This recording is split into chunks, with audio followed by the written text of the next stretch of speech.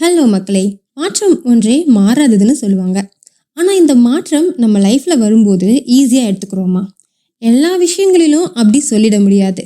நம்ம அம்மா சீரியல் பார்க்கும்போது அப்பா ரிமோட்டை எடுத்து நியூஸ்க்கு மாற்றுவார். அந்த மாதிரியான ஒரு நிலைமையை நம்ம அம்மா ஈஸியாக எடுத்துக்கிறாங்களா? அது எப்படி?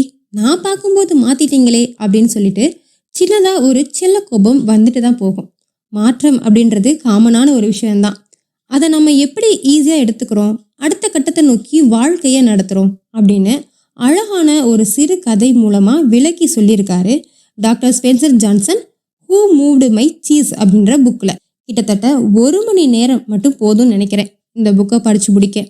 கதைக்குள் கதை அப்படின்ற மாதிரி இந்த புக்கோட முதல் பகுதி ஸ்டார்ட் ஆகுது. முன்னாள் பள்ளி மாணவர்கள் இணைந்து அவங்களோட லைஃப்ல நடக்கிற மாற்றங்களை பற்றி பேசிட்டு இருக்காங்க. அப்போ மைக்கேல் அப்படின்றவரு கதைக்குள் ஒரு கதை சொல்ற மாதிரி சொல்ல ஸ்டார்ட் பண்ற ஒரு கதையில தான் இந்த புக்கோட மொத்த கருத்தும் அமைஞ்சிருக்குது. வாங்க மைக்கேல் சொன்ன கதையை கேட்கலாம். இந்த ஸ்டோரியில 4 கேரக்டர்ஸ் தான். 4 கேரக்டர்ஸ் வச்சு மேக் பண்ணின இந்த ஸ்டோரியில எக்கச்சக்கமா நம்மளை யோசிக்க வைக்கிற மாதிரியான கருத்துக்கள் தான் அதிகம். 2 எலி, 2 குட்டி மனிதர்கள். 2 எலியோட பேரு ஸ்னிஃப் அண்ட் ஸ்கரி. 2 குட்டி மனிதர்கள்னு சொன்னேன் இல்லையா, அவங்க பேரு ஹிம் அண்ட் ஹாவ். இங்க 4 பேருக்கும் சீஸ் அப்படின்னா ரொம்ப பிடிக்கும். ஒரு இருட்டான பிளேஸ்ல டெய்லி மார்னிங் அவங்களோட ரன்னிங் ஷூவை மாட்டிக்கிட்டு சீஸை தேடி போறாங்க. எலியும் அந்த குட்டி மனிதர்களும் சீஸை தேடி ஒவ்வொரு பக்கமா நகர்ந்து போறாங்க. இந்த கதையில வர சீஸ் மாதிரி தான் நம்ம லைஃப்ல இருக்கிற கோல். என்றைக்காச்சும் ஒரு நாள் சீஸை கண்டுபிடிச்சலாம் என்ற நம்பிக்கை அவங்களுக்குள்ள இருக்கு. அந்த நம்பிக்கையோட அந்த இருட்டான இடத்துக்குள்ள டெய்லி தேடுறாங்க. ஒரு நாள் அவங்களோட கோலை அச்சீவ் பண்ணிட்டாங்க. எஸ், செக்ஷன் சி அப்படின்ற பிளேஸ்ல சீஸ் இருக்குன்னு கண்டுபிடிச்சிட்டாங்க. அவ்வளோதான், அவங்க 4 பேருக்குமே ரொம்பவே சந்தோஷம். அங்கே இருக்க சீஸ் எல்லாத்தையும் சாப்பிட்றாங்க.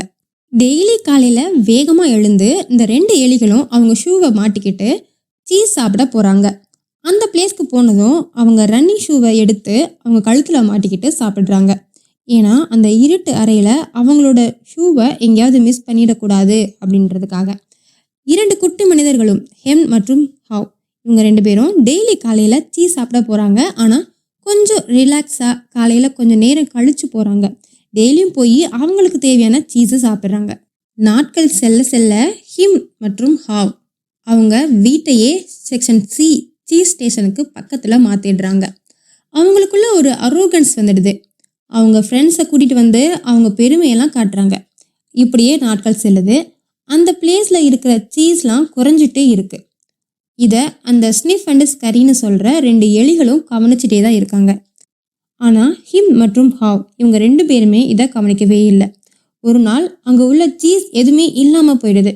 அதை பார்த்த அந்த 2 எலிகளுமே அதை ஈஸியாக அக்செப்ட் பண்ணிட்டு அடுத்த கட்டத்தை நோக்கி போயிடுறாங்க. ஆனால் ஹிம் அண்ட் ஹாவுக்கு இதை ரொம்பவே அதிர்ச்சியாக இருக்குது. ஹூ மூவ்டு மை சீஸ் அப்படின்னு மற்றவங்களை ப்ளேம் பண்ணுறாங்க. ஏன் இப்படி நமக்கு மட்டும் நடக்குது, அது எப்படி நம்மளோட சீஸை மற்றவங்க நகர்த்தலாம் அப்படின்ற மாதிரி ஹிம் ரொம்பவே சத்தம் போடுறாரு. சீஸ் இல்லாமல் போன மாற்றத்தை அவங்க 2 பேராலையும் ஏற்றுக்கவே முடியல. ஆனால் ஸ்னிஃப் அண்ட் ஸ்கரி 2 எலிகளும் சீஸ் இருக்கிற அடுத்த பிளேஸை தேடி ஆரம்பிச்சிட்டாங்க.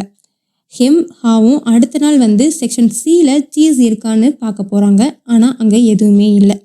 இப்படியே டெய்லியும் அவங்க சீஸை தேடி போய் டிசப்பாயின்மெண்ட் ஆகிடுறாங்க. ஆனால் ஸ்னிஃப் அண்ட் ஸ்கரி அவங்களோட மாற்றத்தை பயன்படுத்தி புதிய செக்ஷன் எண்ணில் இருக்க சீஸை கண்டுபிடிச்சிட்டாங்க.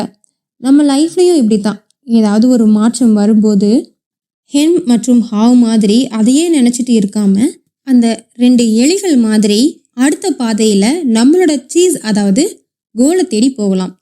ஹாவுக்கு இந்த ஐடியா தோணுது. அவரோட மைண்டில் நினச்சி பார்க்குறாரு. அவர் கையில் புதிய சீஸ் இருக்கிற மாதிரி. ஹெம் கிட்ட நம்ம அடுத்த கட்டத்தை நோக்கி போகலாம், இங்கேயே இருந்தால் எதுவுமே இருக்காது அப்படின்னு சொல்கிறாரு. அதுக்கு ஹெம் ரெடியாக இல்லை. அது ஏன்னா ஹெம்க்கு இருக்க பயம், எங்கே புதிய முயற்சி செய்து அதில் நம்ம ஃபெயில் ஆகிட்டா என்ன பண்ணுறது அப்படின்னு யோசிக்கிறாரு. இந்த கேள்விக்கு இப்போ நீங்களே உங்ககிட்ட கேட்டுக்கோங்க. நீங்கள் உங்கள் லைஃப்பில் ஏதாவது மாற்றம் ஏற்பட்டால் ஹவ் மாதிரி அடுத்த பாதையை தேடி போவீங்களா, இல்லை ஹெம் மாதிரி ஃப்யூச்சரில் நடக்கிறத நினச்சி அடுத்த பாதைக்கு போகாமல் இருப்பீங்களா? ஹாவ் தனக்குள்ளே இருக்கிற நம்பிக்கையோட சீஸ் இருக்கிற இடத்த நோக்கி போகிறாரு. வழியில் சில நேரத்தில் அவருக்கே குழப்பம் ஏற்படுது. நம்ம தவறான முடிவு எடுத்துட்டோமோ அப்படின்னு போகும்போது வழியில் நிறைய குவைட்ஸ்லாம் எழுதிக்கிட்டே போகிறாரு. ஒருவேளை ஹெம் மனசு மாதிரி தேடி வந்தால் இந்த குவைட்ஸ்லாம் யூஸ் ஆகும் அப்படின்று நினைக்கிறாரு. ஃபைனலாக செக்ஷன் எண்ணில் இருக்க சீஸ் ஸ்டேஷனை கண்டுபிடிச்சிட்டாரு. அப்போ தான் ஹாவுக்கு ஒரு நம்பிக்கை வருது. ஃப்யூச்சரில் இந்த சீஸ்லாம் இல்லைனாலும் அடுத்த சீஸ் இருக்கிற இடத்த கண்டுபிடிச்சிடலாம் அப்படின்னு. உள்ள அந்த 2 எலிகளும் ஏற்கனவே ஹாவை வரவேற்கிறாங்க. அங்கே உள்ள சீஸை சாப்பிட்டு மகிழ்ச்சியாக ஃபீல் பண்ணுறாரு. இப்படியே ஹாவோட நாட்கள் நகருது. ஒரு நாள் அங்கே யாரோ வர்ற மாதிரியான சத்தம் கேட்குது. அது என்ன இருக்குமோ அப்படின்ற சந்தேகத்தோட மைக்கேல் ஸ்டோரியை ஸ்டார்ட் பண்ணுறாங்க. அதற்கப்புறம் மைக்கேலும் அவங்க ஃப்ரெண்ட்ஸும் இந்த கதை பற்றி பேசிக்கிறாங்க. இதோட இந்த கதையும் முடியுது. மாற்றம் அப்படின்றது எல்லார் லைஃப்லேயும் ஏற்படுறது தான். ஆனால் அந்த மாற்றத்தை ஈஸியாக நம்மளோட லைஃப்க்கு ஒரு டேர்னிங் பாயிண்ட்டாக எடுத்து மூவ் ஆனால் கண்டிப்பாக சக்ஸஸ் தான். கடையை மூடிட்டு நானும் கிளம்புறேன். நன்றி.